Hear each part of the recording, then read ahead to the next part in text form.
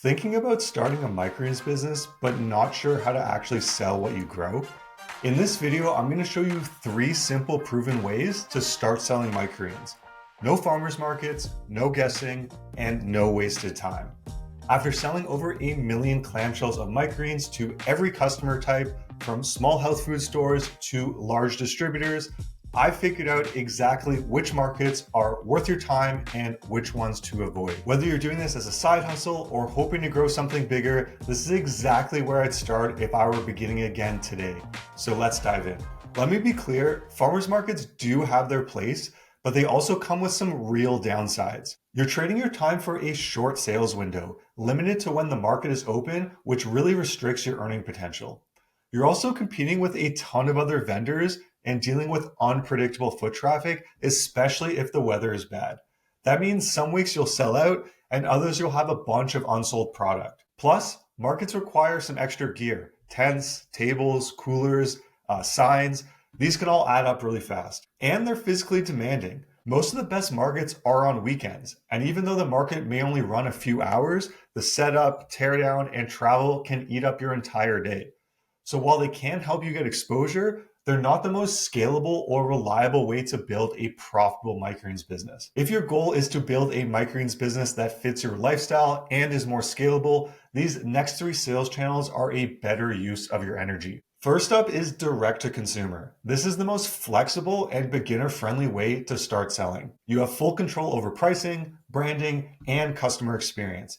And it's easy to scale as you grow. So you'll want to offer a weekly subscription with 4 to 5 crop options. These can include pea shoots, radish, kale, broccoli, sunflower, and maybe even a microgreens mix. You'll want to offer free shipping plus a discount for larger orders. So for example, if they order 4 clamshells, they'll get free delivery plus $4 to $5 off the total. This will incentivize them to purchase more product. You also want to incentivize with bonuses like a free recipe book, seasonal blends, or a discount for multi-month signups. You can actually grab a free microgreens recipe book on our website that you can send to leads and customers directly. So how do you actually sell to this customer type? First up, you'll want to set up an online store using a platform like Shopify, and it's never been easier to launch a clean, professional-looking storefront. To actually get paying customers, you'll want to use local Facebook groups, especially those focused on health, wellness, specific diets like keto, paleo, vegetarian, and activities like yoga and Pilates to promote your product. You'll want to offer free samples in these Facebook groups with a little bit about you and your farm as background. You'll want to use this strategy as a way to gather emails. Not everyone you give samples to will buy right away, but the more leads you collect, the easier it becomes to convert them into paying customers with future offers over email. You'll always want to think long-term with this. You want to focus on building that customer list rather than just chasing one-time sales. You'll also want to test different styles of messaging, also known as A/B testing, to see which photos, captions, and offers lead to better engagement and more signups. Then do more of what works to scale your sales faster over time. I could spend hours sharing how to perfect this system to bring in paying customers, but this is exactly what I do on a daily basis to help beginner growers and farms expand their business through my consulting work. For deliveries, you want to start with 1 delivery day a week and offer free delivery within a 5 to 10 mile radius. This helps keep your delivery time low and focus on what matters most, getting more sales. Once demand grows, you can add a second day to split the load. The next profitable sales channel for microgreens is restaurants. Chefs love microgreens, not just for the looks, but for the flavor, texture, and plate presentation. Some of the top crops for chefs that I recommend are basil, cilantro, amaranth, mixed microgreen blends, and pea shoots. Chefs really value consistency. So if you can deliver the same high quality greens on time every week, you will be a dream supplier for them. For packaging, in most US regions, 4-ounce clamshells are the standard. You'll want to stick with the most common clamshell size in your area, so pricing comparisons are apples to apples, making the decision easier for chefs to purchase. So if in your local area, your competitors sell clamshells in a 100-gram size or 2-ounce size, you want to match that.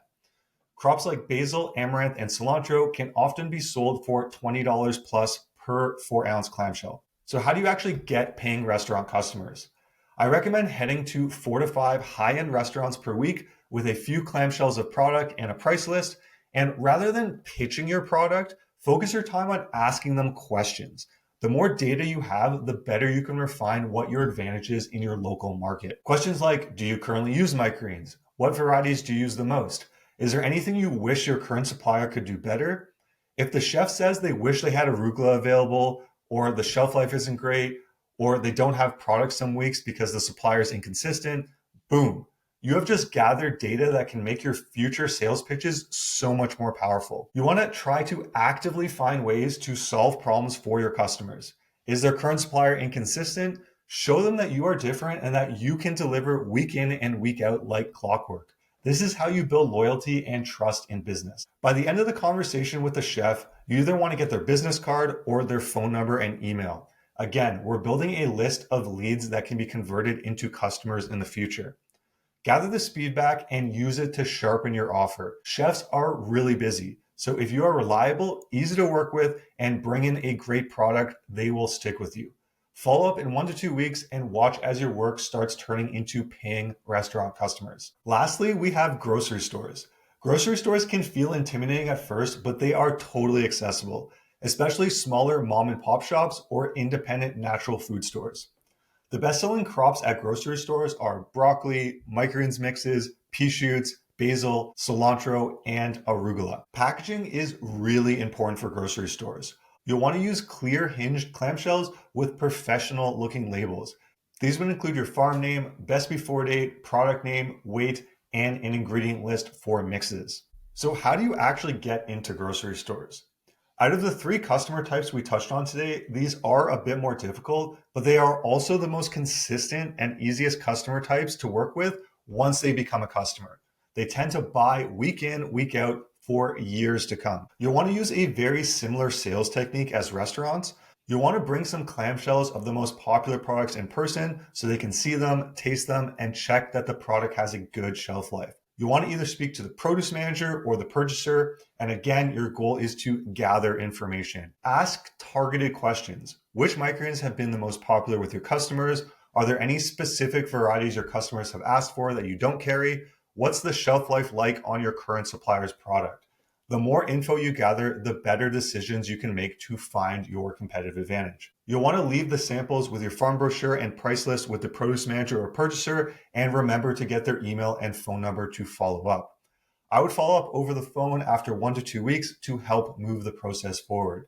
Start with 1 to 2 stores, build relationships, and grow from there. Consistency and packaging are really important for grocery stores. And if you want to increase your odds of getting in the door, you can offer a first-time promo to make the decision even easier for them. Now let's talk about some tips that apply to all 3 sales channels. First off, don't overwhelm yourself by growing 25 different microgreens off the bat. Start with a few that you can grow well and build from there. Next, you want to standardize your pricing. 1 clear price point for direct-to-consumer and 2 tiers for grocery store and restaurant works really well. Chefs are busy, produce managers are busy, pretty much everyone's busy. So it's really important to make ordering easy.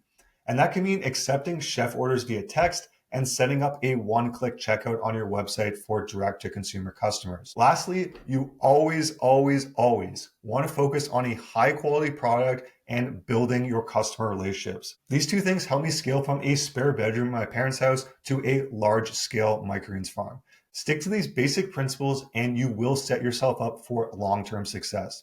Running a business is a marathon, not a sprint, so you want to put in consistent time and effort to get effective results that compound. If you found this video helpful, please give it a like and subscribe to the channel. There is a ton of valuable microgreens content on this channel and a lot more to come.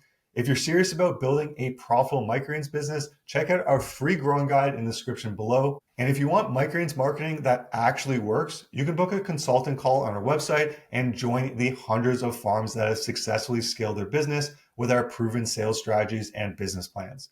Thanks for watching, and I'll see you guys in the next video.